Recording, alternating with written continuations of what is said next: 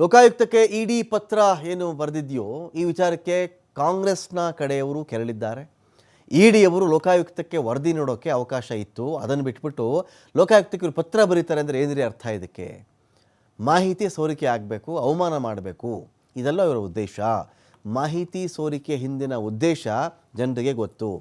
ಲೋಕಾಯುಕ್ತದೊಂದಿಗೆ ವರದಿಯನ್ನು ಸಲ್ಲಿಸೋದು ಬೇರೆ, ಲೋಕಾಯುಕ್ತಕ್ಕೆ ಪತ್ರವನ್ನೇ ಬರೆಯೋದು ಬೇರೆ. ರಾಜ್ಯ ಜನರಿಗೆ ಇವೆಲ್ಲ ಚೆನ್ನಾಗಿ ಅರ್ಥ ಆಗುತ್ತೆ ಅಂತೇಳಿ ಸಿಎಂ ಸಿದ್ದರಾಮಯ್ಯ ಅವರು ಮಾತಾಡಿದ್ದಾರೆ.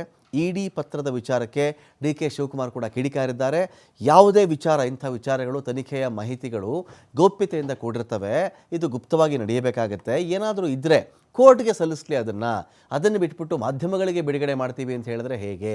ನಾವೆಲ್ಲ ಒಟ್ಟಾಗಿ ಇದರ ವಿರುದ್ಧ ಹೋರಾಟ ಮಾಡ್ತೀವಿ ಅಂತ ಕೂಡ ಡಿ.ಕೆ. ಶಿವಕುಮಾರ್ ಅವರು ಮಾತಾಡಿದ್ದಾರೆ.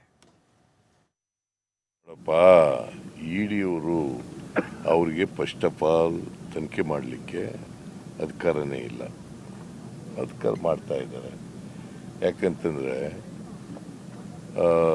ಗವರ್ನರ್ ಹೇಳಿರೋದೇನು, ತನಿಖೆ ಮಾಡಿ ಇದನ್ನು ಕೊಡಿ ಅಂತ, ಲೋಕಾಯುಕ್ತ ಪೊಲೀಸ್ನವ್ರು ಕೊಡಿ ಅಂತ. ಡಿಸ್ಟಿಕ್ ಕೋರ್ಟ್ನವ್ರು ಏನಂತ ಹೇಳಿರೋದು, ಡಿಸೆಂಬರ್ 24 ತನಿಖೆ ಮಾಡಿ ರಿಪೋರ್ಟ್ ಕೊಡಿ ಅಂತ ಹೇಳಿರೋದು. ಅವರು ತನಿಖೆ ಮಾಡ್ತಾ ಇದ್ದಾರೆ. ಇವರು ಯಾಕೆ ಲೆಟರ್ ಬರೀತಾರೆ? What is their intention?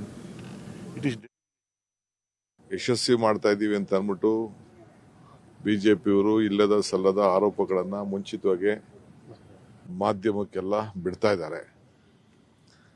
How can ಈ ಸಂದರ್ಭದಲ್ಲಿ ಎನಿ ಎನ್ಕ್ವೈರಿ ಗುಪ್ತವಾಗಿ ನಡೆಯುವಂಥದ್ದು? ಏನಾದ್ರು ಕೋರ್ಟ್ಗೆ ಸಲ್ಲಿಸ್ಬೇಕು. ಕೋರ್ಟ್ಗೆ ಸಲ್ಲಿಸದೆ ಮೀಡಿಯಾಗೆ ರಿಲೀಸ್ ಮಾಡ್ತೀನಿ ಅಂತಂದರೆ ಅದರಿಂದ ಅರ್ಥ ಆಗ್ತದೆ ಎಷ್ಟು ಡಿಪ್ರೆಷನ್ನಲ್ಲಿದ್ದಾರೆ, ಡಿಸ್ಟರ್ಬ್ ಆಗಿದ್ದಾರೆ ಅಂತೇಳಿ. ಸೊ ಅದರಿಂದ ಏನು ಇಲ್ಲ ಅನ್ನೋದು ಕೂಡ ಅರ್ಥ ಆಗ್ತಾ ಇದೆ.